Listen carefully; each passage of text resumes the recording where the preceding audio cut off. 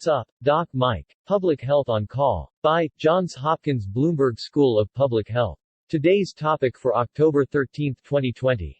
COVID-19 and the future of long-term care facilities. Thank you, Johns Hopkins Bloomberg School of Public Health. Welcome to Public Health on Call, a new podcast from the Johns Hopkins Bloomberg School of Public Health. Our focus is the novel coronavirus. I'm Josh Sharfstein, a faculty member at Johns Hopkins and also a former secretary of Maryland's Health Department. Our goal with this podcast is to bring evidence and experts to help you understand today's news about the novel coronavirus and what it means for tomorrow. If you have questions, you can email them to publichealthquestion@jhu.edu. That's publichealthquestion@jhu.edu for future podcast episodes. Today, Stephanie Desmond speaks to Dr. Morgan Katz, a geriatrician and infectious disease specialist at Johns Hopkins. They discuss how nursing homes have become hotspots for COVID-19 and what nursing homes will look like after the pandemic.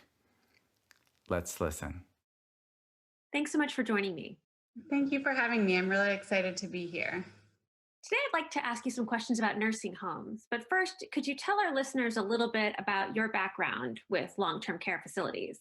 Sure. So I'm an infectious disease physician at Hopkins, and I really started my career actually doing some consulting at long-term care facilities during fellowship. I was helping them to review antibiotics and residents that were having issues with infections in those facilities. And when I was there, I identified a lot of issues in terms of infection prevention and antibiotic use.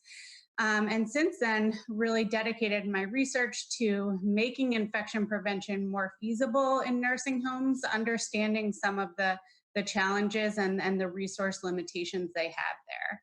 So in terms of the response to COVID, I've been helping to guide facilities in their practices to try and prevent transmission throughout the facility. We're hearing that nursing homes have become hotspots around the country. So many of those who die got sick while they were in nursing homes. I know that older folks are at a greater risk of dying from COVID, but does that enough to explain why nursing homes are such hotspots?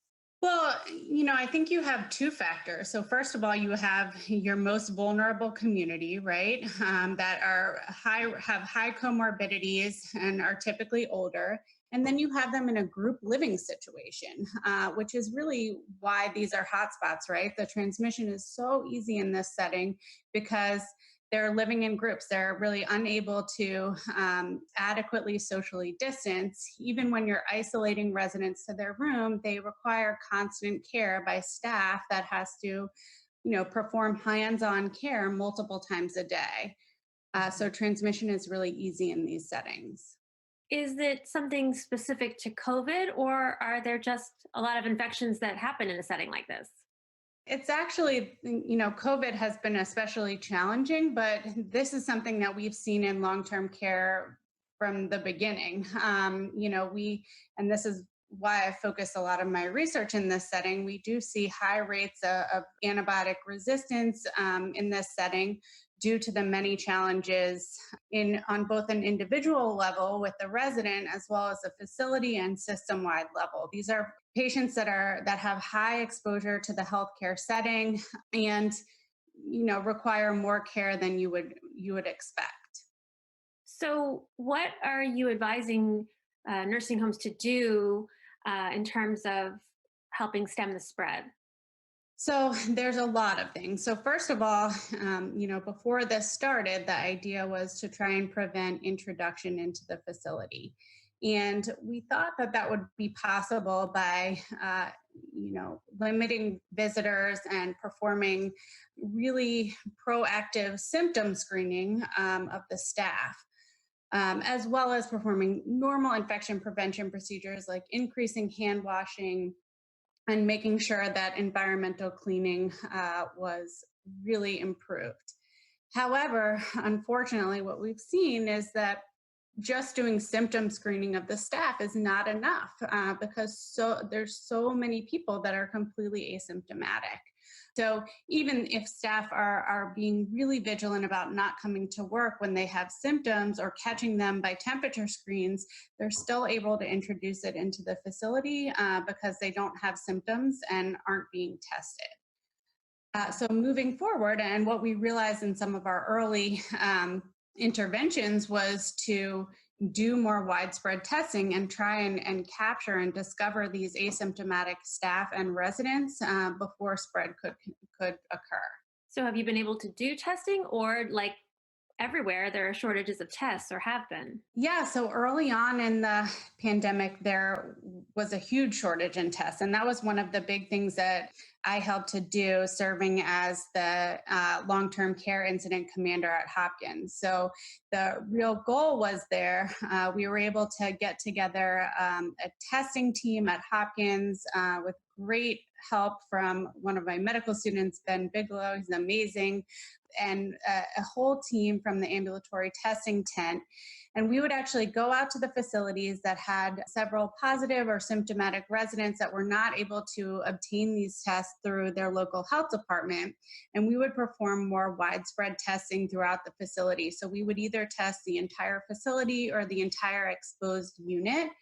And what we identified there was that there was a huge number of positive patients that were completely asymptomatic. It was actually up to about 70%.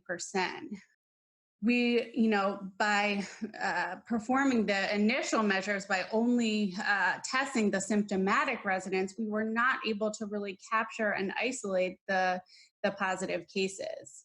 Which is why it kept spreading. Exactly.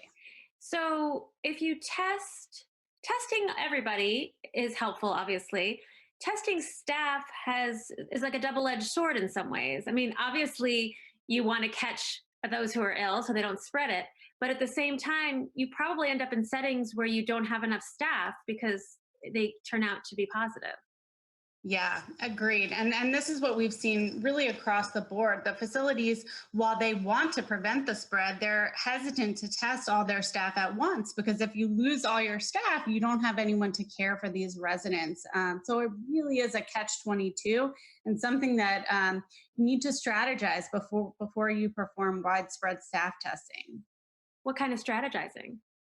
So I recommend, trying to test in groups, making sure that you have a crisis plan should all your staff test positive. Most of these staff are recommended to sign up for these staff agencies, which also can be a challenge because then you have staff that are traveling to several facilities, and they may be traveling to an outbreak facility and actually introduce COVID into your facility. There's just so many challenges here and so many things that these facilities have to think about. And even when they're, really doing everything they can, unfortunately, inadvertently, that can introduce it into the facility as well. Mm-hmm. I've heard that sort of was one of the first outbreaks was a result of a staff member going from one facility to another. Yeah, we've seen this pretty commonly across the board. So in the future, I mean, all of us are sitting here afraid to go beyond the grocery store, right? But we all have parents who might someday need long-term care. What is the future of long-term care going to look like?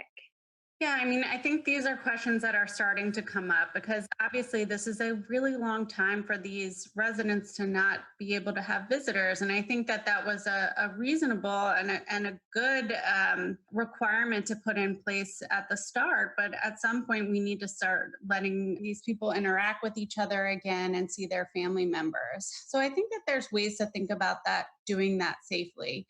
And one is, first, I think it really is important for them to have more access to testing and have repeated access to testing. So, I think a common misconception is one sweep of a universal test gives us the answer, but, that can change the next day.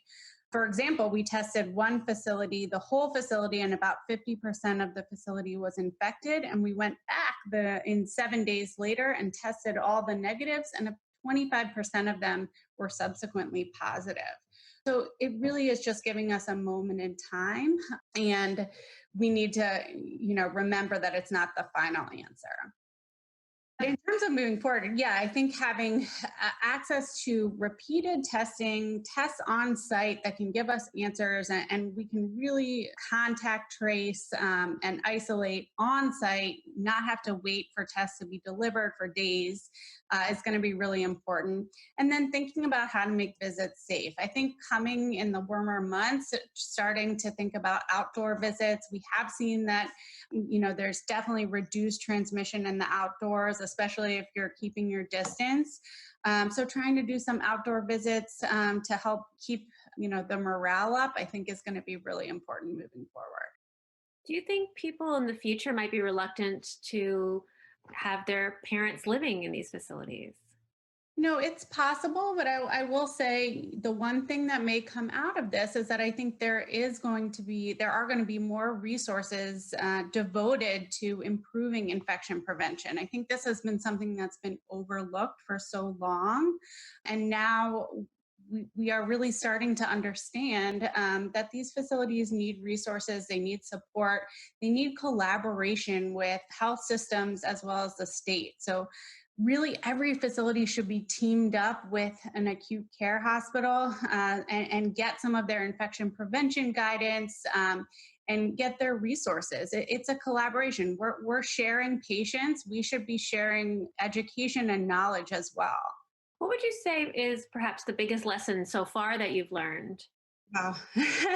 I've learned so much, I think, about politics in all of this and, how important really a partnership is and learning to partner both public health as well as the private public sector and how important that is going to be to help these facilities move forward. I've also learned just how strong some of these staff members are. I've been so impressed by the many people that are going to work and how much they care for these residents, even if it was, some of the most challenging of circumstances. So that has been really amazing to see. Do you think there are other things that you'll learn going forward after once this is passed? Yeah, absolutely. I feel like I'm learning so much every day, not only about this virus and the transmission, but also about how to make infection prevention feasible in this setting and the changes that need to be made moving forward. Well, Morgan Katz, thank you so much for joining me. Thank you so much for having me. I really appreciate it. Thank you for listening to Public Health on Call, a new podcast from the Johns Hopkins Bloomberg School of Public Health.